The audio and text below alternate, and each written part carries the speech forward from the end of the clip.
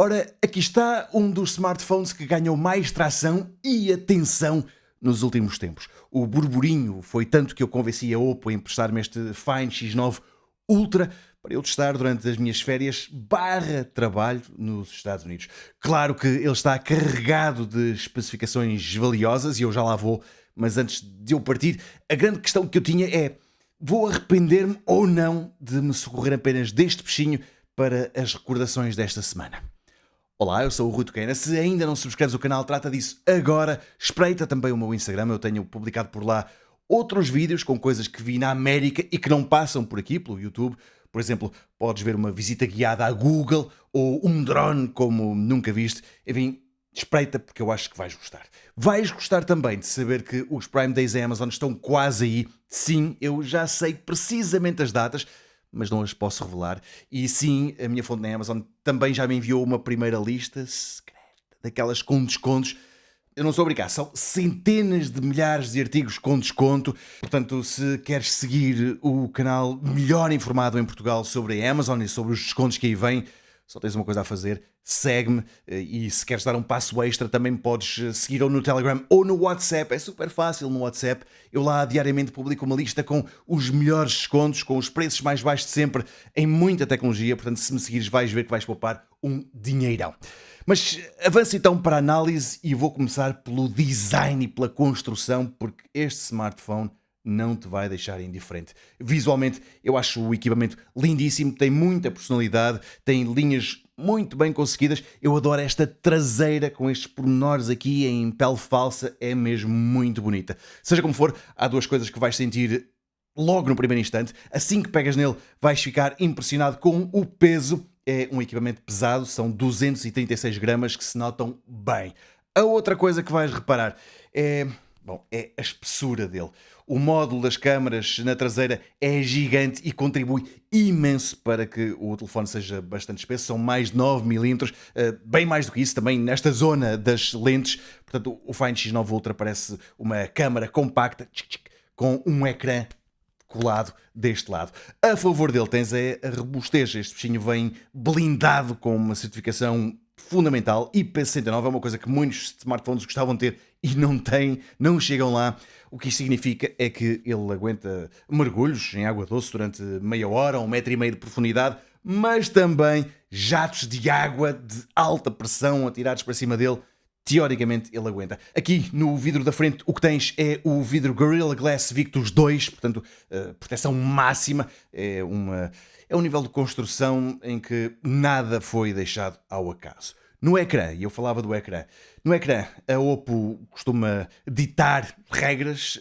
Aliás, eu já nem me lembro que smartphone é que foi, mas eu lembro-me de um equipamento da Oppo que foi o primeiro do mundo a ter um ecrã de 10 bits. Eu lembro de ter estado no lançamento disso e foi algo único. Bom, aqui a Oppo cimenta essa tradição de grandes ecrãs. Ele tem um painel AMOLED de 6,8 polegadas, que é uma autêntica maravilha. O aproveitamento deste painel frontal é soberbo, tem uma margem à volta do ecrã muitíssimo curta e de resto ele atinge uma resolução QHD+, ou Plus, e em termos de fluidez ele pode ir até aos 144 Hz, sendo que quase sempre está nos 120 Hz, o que é super fluido.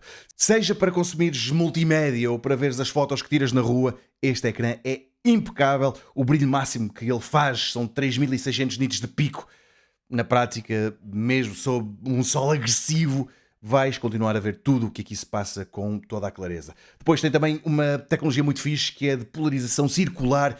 O que isto quer dizer é que consegues ver o ecrã na perfeição, mesmo que o estejas a utilizar com óculos de sol polarizados, seja na horizontal, seja na vertical, vais ver bem este ecrã. Isto é muito importante para mim porque eu já me queixei de ter óculos deste género noutros smartphones. Neste, isso não acontece, não tem nada a apontar. E sim, o sensor de impressões digitais está aqui debaixo do ecrã e funciona sempre bem. No desempenho, a marca decidiu apostar no processador Snapdragon 8 Elite de quinta geração da Qualcomm, isto combinado com 16 GB de RAM e 512 de armazenamento, na versão europeia, na versão global. Na prática isto traduz-se numa velocidade brutal, é super rápido este smartphone, devora qualquer aplicação ou qualquer jogo, assim mesmo mais pesado, corre tudo isso sem vacilar, é mesmo aquela experiência de topo de gama puro, onde tudo acontece tão instantaneamente quanto deve acontecer.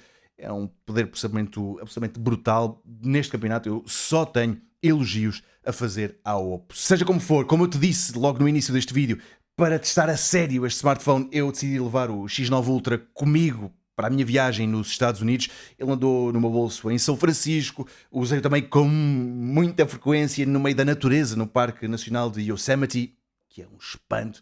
Bom, e eu devo dizer que estou muito contente por ter decidido utilizá-lo para guardar as minhas recordações desses dois sítios, e depois ainda fui também a uma zona mais costeira, Carmel by the Sea. É que é na câmara feita em parceria com a Hasselblad que este smartphone quer obliterar a concorrência. O sensor principal tem 200 megapixels e uma abertura de 1.5, capta imensa luz, mas a grande surpresa para mim foi mesmo a lente telefoto de 10 vezes.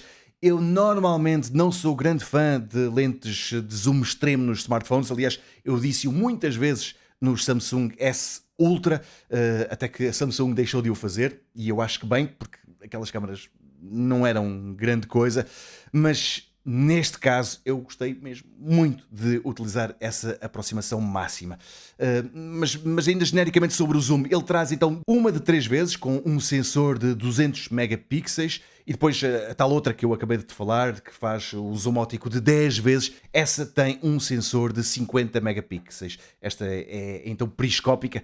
O que isso quer dizer é que funciona tipo submarino, portanto usa um sistema de espelhos que vai fazendo a luz saltar 5 vezes, portanto, pelos 5 espelhos, antes de chegar de facto ao sensor que aqui está dentro. Mesmo com todos esses espelhos, a qualidade das imagens que este sensor consegue obter é muito boa, a definição que o sistema entrega é impressionante. As texturas das rochas em Yosemite, os detalhes, olha, na ponta em São Francisco, na Golden Gate Bridge em São Francisco, os detalhes ficaram com uma nitidez que eu nem um bocadinho, não estava à espera, e lá está, com uma qualidade superior face à concorrência. Depois, a juntar ao sensor principal e às duas lentes zoom, tens ainda a ajuda de uma lente ultra grande angular de 50 megapixels, que também complementa muito bem o conjunto e também se portou muito bem em Yosemite. Nota é que eu prefiro utilizar o modo automático nas minhas fotos, nos testes, porque é isso que 99,9% dos utilizadores fará, mesmo neste smartphone. Seja como for, este sistema fotográfico foi, lá está, desenvolvido em parceria com a Hasselblad, uma marca sueca. Para que tu tenhas noção da importância, e caso não conheças, a Hasselblad foi a máquina fotográfica que foi levada pelos astronautas da NASA na primeira vez que o homem pôs os pés na Lua. Foi com uma Hasselblad que eles tiraram aquelas fotografias, tanto do nosso planeta como depois também da Eagle, daquele módulo que fez a aterragem na Lua, a lunagem. E essa marca nessa altura já estava no topo, continua a estar no topo, por isso é que também não é muito habitual que encontres à venda nas lojas, porque isso, bom, não é qualquer pessoa que consegue ter uma Hasselblad. Tens, por isso mesmo, o modo Hasselblad Master que podes querer experimentar. Eu lá está, como acho que 99,9% das pessoas não vão chegar até tão longe nos menus, as fotografias e os vídeos que tu vais ver foram todos tirados no modo automático. No vídeo, o comportamento segue a mesma linha de qualidade das fotos, ele grava até 8K a 30 frames por segundo. Se quiseres mais quadros por segundo, podes ir até aos 120 FPS, mas aí ele apenas grava a 4K. E aqui o apenas é um apenas teórico, porque 4K é um abuso para um smartphone. Ainda também no vídeo. Aliás, tanto no vídeo como nas fotos, eu devo dizer que a estabilização óptica funciona e digital funciona muito bem. E depois gostei também muito da harmonização cromática entre as várias lentes. Há smartphones que mudam muito entre uma lente e outra. Aqui não é que pareça ser sempre a mesma lente, mas a diferença entre as lentes, a diferença de cores ou as cores obtidas entre as várias lentes não é muito evidente. Todas estas fotos que tens estado a ver, e vídeos, e aqueles que vais ver também a seguir, são então exemplos que eu tirei nos Estados Unidos com este bichinho.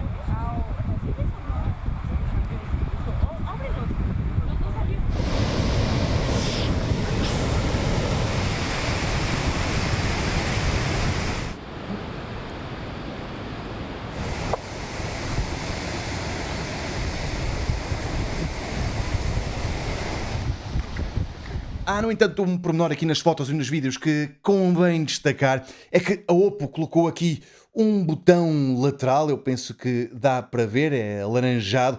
Podes pôr aqui o dedo e podes deslizar para aumentar ou diminuir o zoom, mas é um botão que também é sensível ao toque e também dá para tirares uma foto. Aliás, ele agora acabou de chamar a app das fotos. Enfim, ele requer alguma habituação, o facto de ele estar aqui. Nas primeiras vezes é muito fácil ativares o zoom sem reparar, ok? Só porque estás a segurar o telemóvel assim e ele faz o zoom sem que tu repares e depois acabas por tirar uma fotografia. Bom, isto é verdade que é mais uma questão de memória muscular do que outra coisa, portanto passa por o dedo aqui e já não há problema nenhum, mas no início esta posição deste botão vai incomodar-te e irritar-te um bocadinho. Pelo menos a mim irritou. No software, ele vem com o ColorOS 16, baseado no Android 16, tem animações muito boas, muito fixe mesmo e muito fluidas. Eu fiquei bastante impressionado neste aspecto das animações, gostei muito. De resto tem também algumas ferramentas de inteligência artificial, mas felizmente a Oppo decidiu, e muito bem, dar mais importância ao hardware do que a coisas relativas à IA. Eu fiquei muito satisfeito com essa decisão por parte dos engenheiros da Oppo. Onde este smartphone acaba por brilhar menos nesse campo é na promessa da Oppo de 5 anos de atualizações de sistema operativo, portanto, teoricamente até ao Android 21, estamos no 16, repito, quanto a atualizações de segurança, 6 anos. Qualquer uma como outra fica um pouco atrás dos 7 anos que tanto a Samsung como a Google te oferecem para uma coisa e para a outra. Ainda assim é um suporte que eu considero bastante robusto. Na bateria tens aqui uma mini central elétrica, são 7050 mAh de capacidade. A bateria é na tecnologia silício-carbono, portanto é um número bastante confortável e em termos de autonomia estamos a falar mesmo de uma autonomia que eu acho que é soberba. Mesmo com muitas fotos e com muitos vídeos ao longo do dia, eu cheguei sempre ao hotel ou à tenda, porque também dormi numa tenda no Yosemite.